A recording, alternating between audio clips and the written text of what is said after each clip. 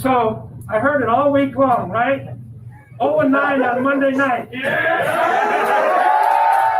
You like how this tastes? You like that? Oh! You like that? You like how this tastes? I'm always gonna laugh. That's at gonna that. always. It's gonna always me. freak me out and gross me out. Yeah, it haunts me. That's so icky. You like that? Like I You can like take a how that lot, but tastes? that one I just don't. Like how it tastes? No, No, Mike, no. we do not. Woof. We do not need to know how that tastes. All right. Phil Mackey, Judd Zulgad, Declan Goff. This is Purple Daily. And we, every Tuesday and Thursday, and probably some other episodes too, we're going to devote every Tuesday and Thursday to subjects that center around how to fix the Vikings.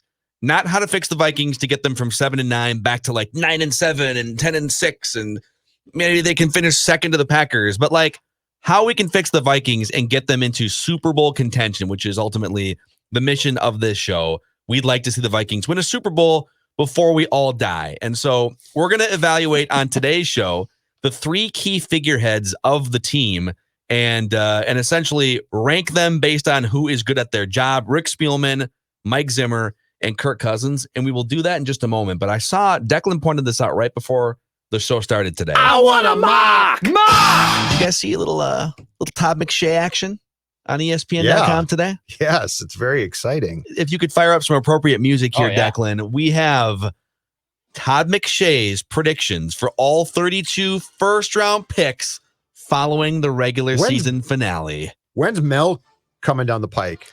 I don't know. Someone tweeted at us that Mel had released one, but the only one I see that's new is Todd McShay. Mel, Todd. I think Todd usually does go first. I think this is that in Mel's contract? I think it's usually. I'll bet I think cleanup. Godfather Mock usually comes out maybe a few weeks after. Are you surprised that they've kept Towels. both of those guys around in tandem for like 15 years? Especially with the cuts that they've made in the No past kidding. like 3 years. Yes, Yeah. I am. Because I'm guessing that Todd and Godfather Mock are not cheap employees. Yeah.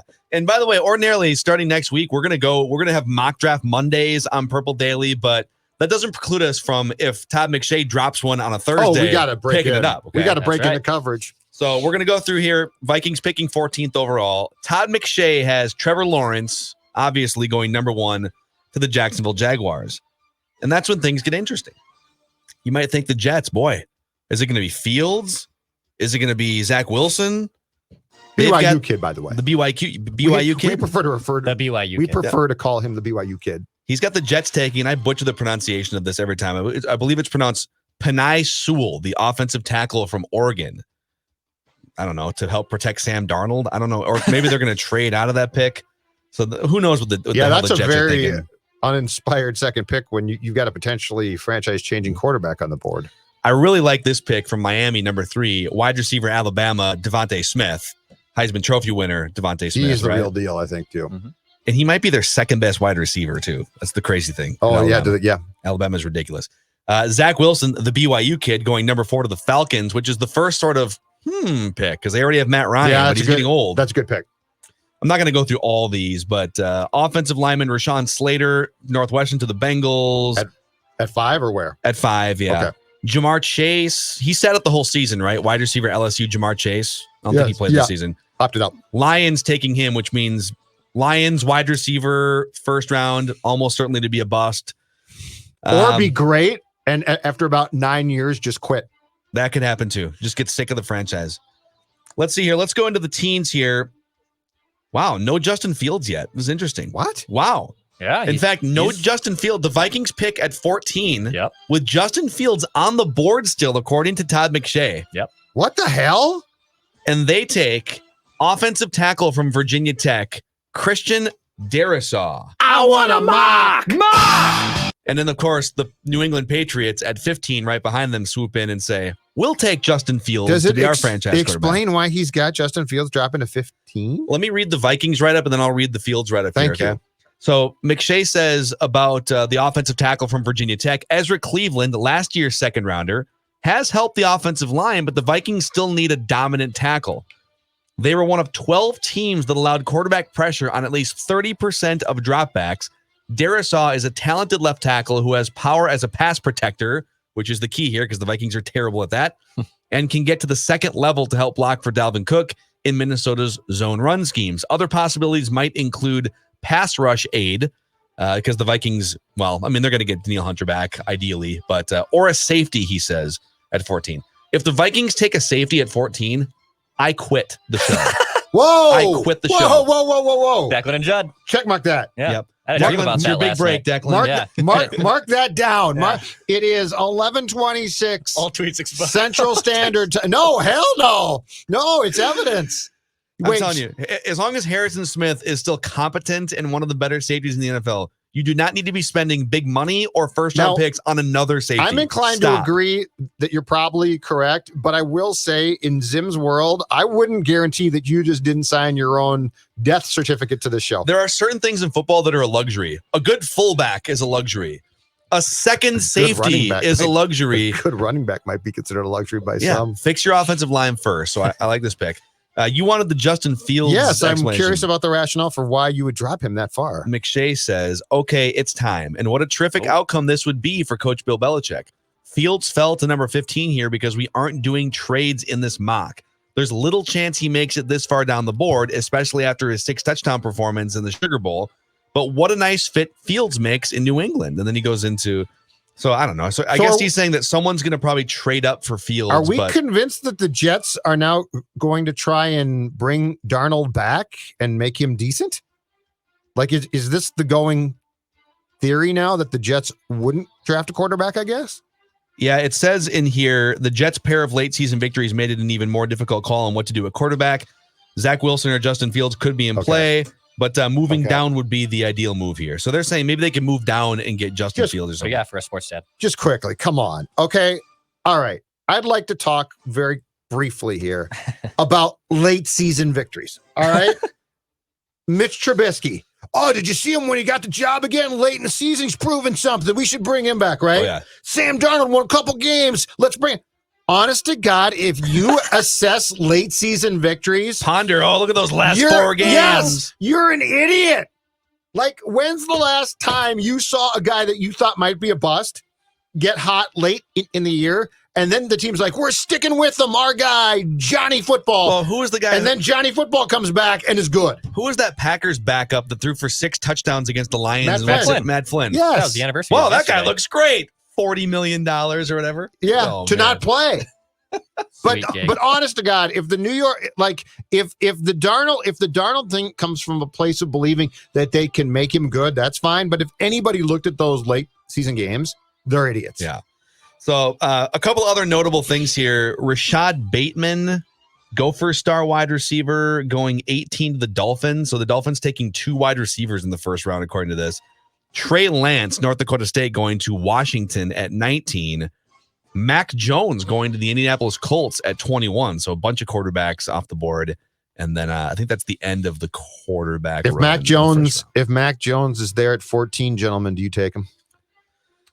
My God. I have to do my scouting report on him first before I can give you an accurate answer, and I have to talk to the people. But I'm leaning towards which means Google. Yeah. Mac Jones. I am like so hell-bent on getting a good young quarterback with upside that makes no money for 5 years and building the rest of the roster that like almost anyone dangling there at 14 is gonna catch my attention. All right. So for me, the answer is probably yes. I want a mock. All right. Let's do a little how to fix the Vikings action here, gentlemen. But I don't think I've shouted out this Corona Ultimate Tailgate experience yet on the show here today. You should. And so we should probably let you guys know that our friends at Corona, they've been so happy with how much you guys have embraced on Purple Daily Corona Hard Seltzer. They said, well, listen, if you guys like Corona Hard Seltzer, let's step our game up and let's offer the ultimate tailgate experience via Corona. Sweepstakes will award, and get this, 6 winners, a Corona game day prize pack valued at over $3,500, including a 70-inch TV, wireless surround system, football furniture. That's right. Football. I'm literally looking at a picture. I should have popped it on the screen. I'm literally looking at a picture of a football helmet carved out with like a chair and a seat in the middle of it. That could be in the middle of your living room. I would like to see this. And there's a grill. There's a Corona cooler here, beanbag cooler. set. Big cooler? It's a huge cooler. Nice big cooler. It's a great cooler. I love a good cooler. If you'd like to enter, go to gamedaywithcorona.com. Couple caveats. You must be 21 or older, live within a 40-mile radius of Minneapolis. So sorry to the folks who are watching from Belgium. No purchase necessary. Sweepstakes subject to change. Enter by January 18th. Corona beers imported by Crown Imports, Chicago, Illinois. Relax responsibly. Watching football on a 70-inch TV and football furniture sounds like absolute heaven. Can you imagine? Just wife walks in. There's just 6 nice. football chairs And she's replacing like, all the other furniture. What happened to all our nice furniture? Honey, we got football furniture. John Elway's coming over. He's got a lot more time on his hands now. It's going to be great. Yeah, Rick Spielman is too. All right. He's going to scout from the football furniture. Speaking of Rick Spielman, here's the exercise in terms of how to fix the Vikings. I think it's important to look at the guys who influence the franchise the most, right? It's hard to fix the Vikings if we don't evaluate the biggest and most important figureheads in the organization. So Rick Spielman, Mike Zimmer, and Kirk Cousins. This is the Purple Daily audit of those 3 guys.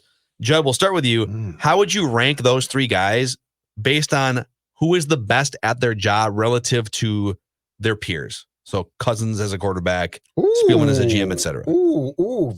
So I'm doing this compared to their peers. Like who is the who is the best at their job relative to their peers?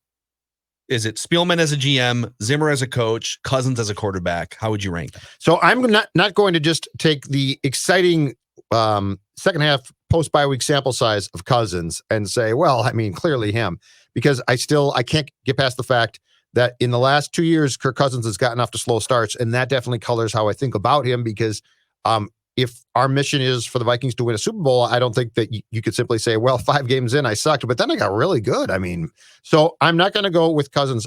Relative to their peers, I would say that it comes down to, in my opinion, Spielman and Zimmer. And you know what? Relative to his peers, and I'll probably get some pushback on this, especially from the people that love Kirk, I am going to go with Rick Spielman. And here's why. Mike Zimmer is a good head coach. I'll say it again. Mike Zimmer is a good head coach. I don't hate him. But relative to what his peers do and relative to the needs of the game now, I think that I know that some of his beliefs are outdated and are disturbing to me. Being defense first at basically sacrificing your offense at times because you love your defense so much, to me, is a backward way to do things in this era of football. So I really believe if we're talking about relative to his peers, I know he drives us crazy at times, and I will hold against him the fact that he has never really found a quarterback, which is absolutely a key thing. But when you look at the overall job that he's done, I'm going to go with Rick Spielman, which might surprise people.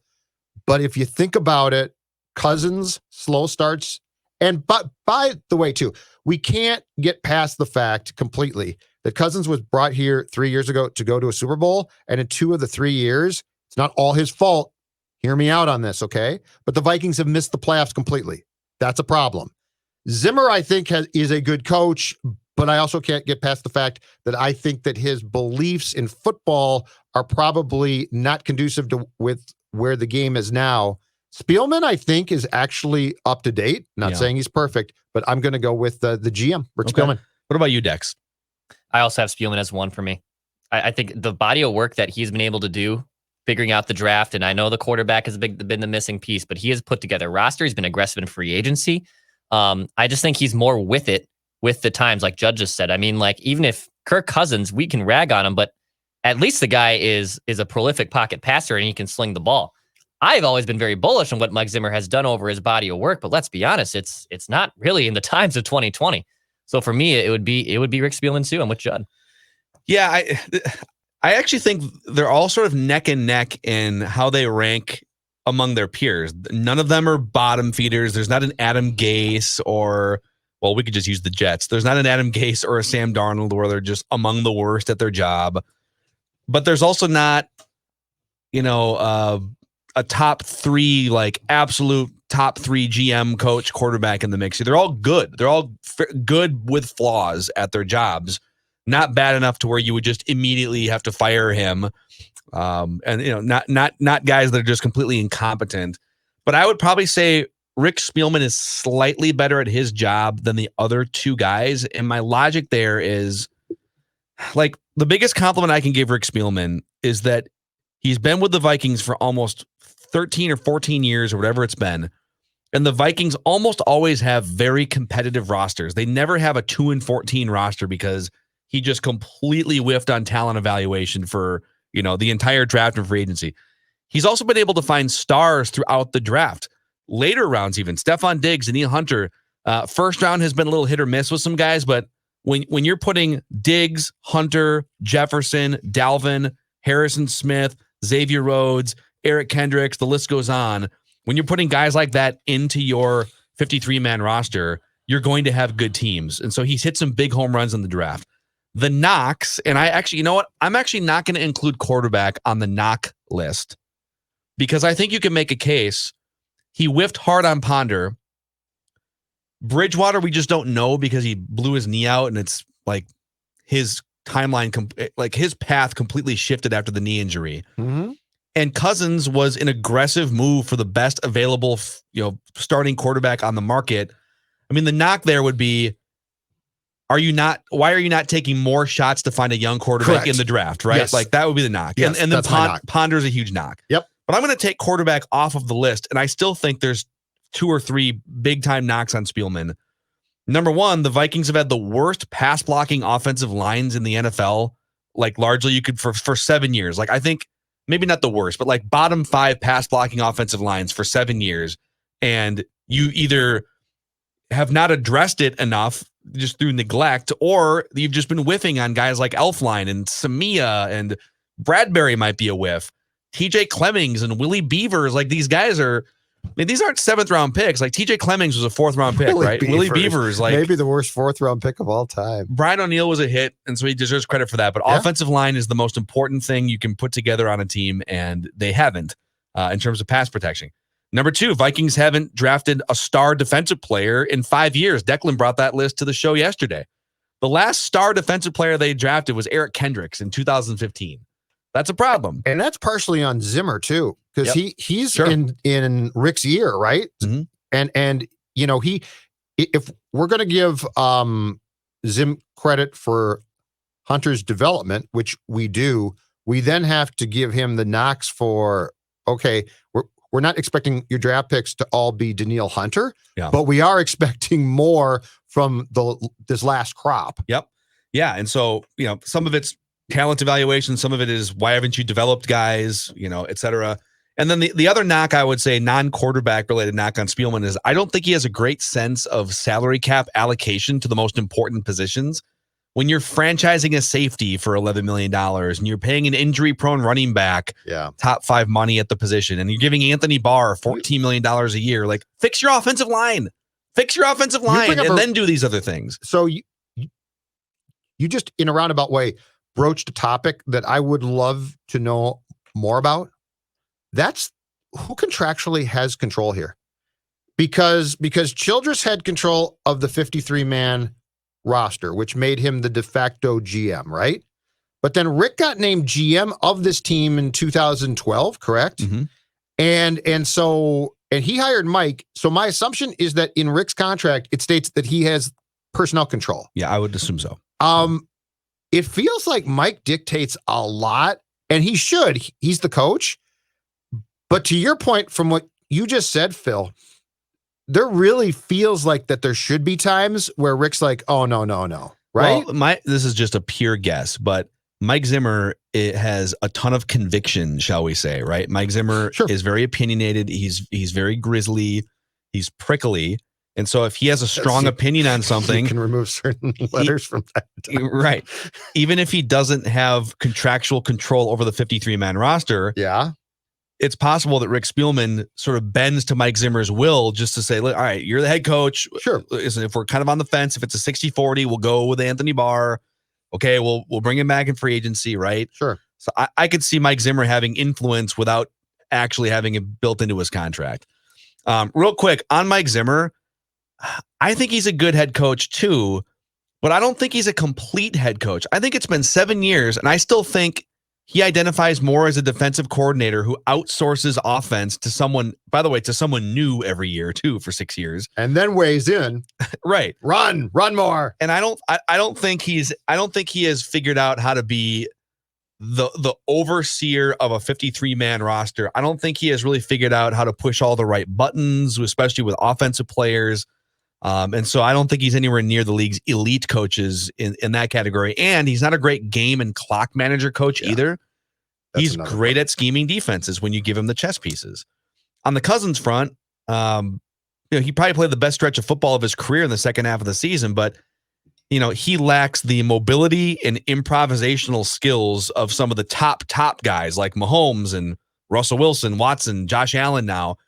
And he doesn't have that same dagger ability as like a Tom Brady or an Aaron Rodgers, where it's like Mortal Kombat, I'm just going to finish you, unless it's the Jaguars. Like he doesn't have that. So he's good. Golly gee, he's a nice guy. Yeah, like he's good. But yes. So I can say good and bad about all these guys, but I think Rick Spielman ultimately is probably a little bit better at his job than the other two guys. If I was starting a team and gun to the head, you came to me and said, you have to make a 3-year commitment to one of those three, Zimmer, Spielman, or Cousins, and it has to be 3 years. I guess my answer of Spielman is driven by I would hire Rick. Like there is no way that I would hire Mike as my coach now. And Kirk, I think Kirk is a statistically really good quarterback who goes through stretches of really good play. But I would like to think that my people could find a quarterback who is more with the times as far as the position goes. And I'm sorry, I just don't really like how Kirk is wired mentally. How much different would your Kirk Cousins opinions be if instead of, 32? Let's say instead of being 32 years old and making this year, he's going to make 15% of the salary cap. Like he's going to make like $31 million or something. Sure. If instead of those things, if he was in year 2 or 3 of a rookie contract and he was the second, third round pick that Washington had, right? Like, so basically go back to, he's 25, he's in his third year in the NFL and he makes almost nothing. So I would do exactly what Washington did. I would certainly keep Kirk through that contract. I might franchise him once. I wouldn't franchise him twice. But my thing now in having seen Kirk for 3 years is I would never pay Kirk the next step. So like rookie contract, awesome. Let's see. But Washington, I think ultimately saw and came to the conclusion that probably the three of us have come to, which is statistically very good, has some very good games, but overall, is he the guy that you want at a huge price tag, potentially, to lead your franchise? And my answer after 3 years of watching him be that guy with that contract is no. Isn't it kind of funny how that works in baseball, basketball compared to football, for instance, when you get a young player in your system, and let's just say a young potential superstar player, so a quarterback or whatever, a wing player in the NBA or a starting pitcher or something in baseball. And I feel like in football, if it's a quarterback, if he's proven to be starting caliber, you just sort of lock in and you keep renewing, and they don't really ever, like Kirk Cousins tested free agency, but most guys just kind of keep on trucking along. Like Matt Stafford gets drafted and he's our starting quarterback. And so we'll just keep paying him the going rate of a starting quarterback in the NFL until he's 37 and he's out of the league. Right. And Derek Carr is kind of an example of that, whether he's like 30 years old now and he's pretty good. You always think, but he makes a bunch of money. He's going to really, really peak now. Or you're worried that, he's good. And boy, if we get rid of him, what could happen? Like teams are so scared to move off of a starting quarterback because, oh my God, what if we draft Christian Ponder? Then what happens? Right. And in some of these other sports, unless you're the Timberwolves with Andrew Wiggins, but you get a guy and you draft him in the first round and all right, he's not maybe what we thought. He's fine, but we're not going to keep breaking the bank for him. If he wants to stick around for less money, that's fine. But in the NFL, it's like, you're a starting quarterback, and so we're just going to keep paying you, top 5 money as it rotates through the cycle until you're 36 years old. And I think Phillip Rivers was like that with San Diego. Tony Romo was like that with the Cowboys. Like, they're paying these guys top money. Are they delivering what they're being paid? No, but they're not disasters. Put your foot in the ground, but they're not disasters. So That's you stick exactly with why them. they stick with them. Yeah. And that's why you don't win Super Bowls. And that's been my problem with like the Kirk Cousins conversation. It's not whether he's a good quarterback. He is a good quarterback, but you got to be careful paying good quarterbacks too much money relative to the cap. And so, like, if my opinion would be so much different if Kirk was a little younger, was on a rookie contract. In fact, if he was younger and on a rookie contract, I'd be like, oh my God, the Vikings can win a Super Bowl. Oh yeah. Like, Josh Allen has some flaws, Yes. but I look at Josh Allen and say, despite some of the, like, he'll get weird and throw some interceptions sometimes, but my God, he's 24. He makes no money, and they can build a roster And the around problem him. though is that you would continue to say, hey, there's that next step, and Kirk is going to take it in 2021. No, wait, wait. It's going to be 22. But if you had Kirk on a rookie deal, Phil, would you at the end of that, if next year was going to be the last year of his rookie contract, would you bring him back on a big contract? Because I would not. Yeah, I would. And that doesn't make him bad. I would tend to lean toward going back to the well, drafting another rookie. Like, I would be constantly drafting quarterbacks in like the second round, second round, maybe third round. And I get that depletes some of your other positions. So you can't do it every year, Right. but like once every 5 or 6 years, so that you can, and maybe you'd be moving to a worse quarterback, but your cap flexibility would allow you to just put more weapons and tools and protection around that guy. What gets me about Kirk is there is talk right now about what Kirk can really improve on for next year. He's 32. He's in his 30s. Like, he can improve somewhat, but we talk about him like he's 24. Yeah. Like, wait till he turns the corner. There's no corner to turn. Yeah, you are who you are, which is fine. And he's good. Yes. But I mean, there's talk about, well, if Kirk is going to try and improve on X, Y, or Z. Yeah. Okay. How much at his age and his experience can you truly bank on that he's going to improve at this age? He's not very much. He's kind of in that Matt Ryan category, right? Where he's a pocket passer. He's not going to run a whole lot. And he's going to have to rely on protection and accuracy. And they both put up kind of similar numbers. They're 4,000-yard passers who throw like 28 to 30 touchdowns, whatever. Right. Matt Ryan became Matt Ryan after like 4 years when he was 27 years old. I'm looking at it right now. And he's just been the same guy for a decade throughout his 30s. He's been good. And the 1 year where I think he won the MVP, right? Like 4 or 5 years ago. Yeah. And the 1 year where he won the MVP, it was a year in which everything around him was perfect. They had two amazing, versatile running backs. They had Julio Jones at the peak of his powers and a couple other good wide receivers, an offensive line that was great. And then their defense was, I think it was one of the better pass rushing defenses. And so when you get it right and you have all the right components around, and of course they blew a 3-touchdown lead in the Super Bowl. So Matt Ryan shows that, like, if you get it right and perfect around Kirk Cousins, you probably can take a lead in the second half of the Super Bowl and then hang on for dear life. And then blow the whole thing. But it's literally only happened once in Matt Ryan's career. Unless I'm missing a run. Did they go to the NFC Championship game one time? They've been in the NFC title game one other time. They lost to San Fran, I believe. But And yeah. I would say Matt Ryan at Matt Ryan's height then too was probably at least a tick, if not two, better than Kirk could be. Yeah, he seems to have a little bit more dagger to him too. Yeah. He's been a fourth quarter comeback guy quite a bit in his career. Actually, he has a ton of fourth. So yes, I go Spielman, probably Cousins, and then Zimmer. Yeah.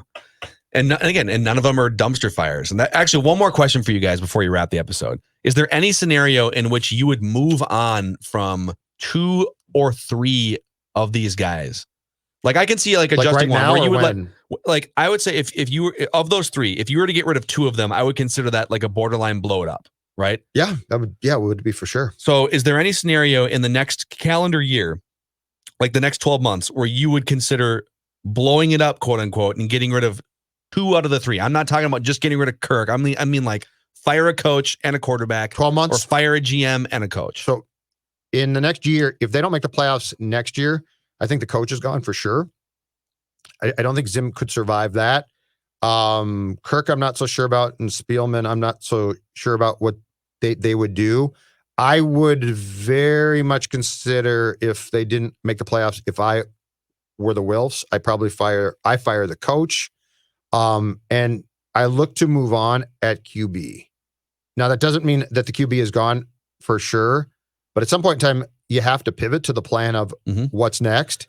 But I think that would require, I think what you're talking about, Phil, would require actually not making the playoffs again. Yeah. That's the only way that I think we would assure that there would be pretty substantial changes. I can't see a scenario in which I would just fire all three, or in the case of Cousins, get rid of, jettison, whatever, because I think that's what dumpster fire franchises do. I think you have to keep some stability when you're good, and the Vikings have been good, not great. And I can't see a scenario in which I would keep Zimmer but get rid of Spielman. I can't see a scenario in which I would keep Cousins and then get rid of like both the other guys. I could see scenarios in which I just get rid of Zimmer, or I get rid of Zimmer and Cousins. If you're getting rid of Spielman, I think you're getting rid of everything. I think that's like the nuke option, where you're just cleaning house altogether. If you fire him, you've decided that you don't think that he has the ability or capability to accurately identify the next coach. Yep. And he did accurately identify Mike Zimmer. Mike Zimmer was a good hire. The Vikings have been good and above 500. So the more we talk this out, like, Rick Spielman's not the best general manager in football, but he has proven, I think, more worthy of being around for 5 years than the other two guys at this point. That's fair. So, okay. That's fair.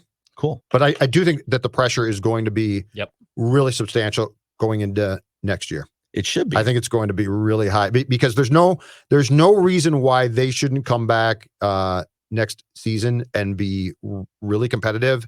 And by that, I mean, at the very least, challenge strongly for the division title. Like, they should be good. Yep. So before we wrap here too, I know Dex and I have been getting DMs and some emails. So we are scheduling out Wednesday, write that down sessions on Purple Daily. Write that down has expanded from Mackey and Judd to Purple Daily. We're doing it on both shows now. So if you want to make predictions about the Minnesota Vikings or other football related predictions, we are the only show in America that keeps track of our predictions and holds each other accountable and actually puts our reputations on the line every single week.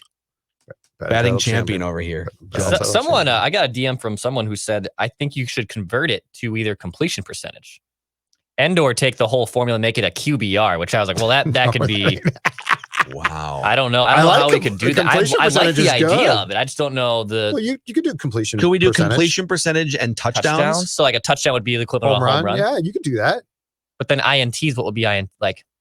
There would be no INTs. No, it's just all positivity. Yeah, it's just completion percentage, which might be positive and might not be, and touchdowns. I like the completion percentage. Yeah, we'll do that. Completion percentage. Thank you very much. We'll do that. So hit us up. Our DMs are open. Phil Mackey, Declan Goff on Twitter. You can search us, and we will see you guys tomorrow. It sounds like Mike Sando is going to join tomorrow on Purple Daily for some reckless quarterback speculation. So that'll be fun. We'll see you guys tomorrow.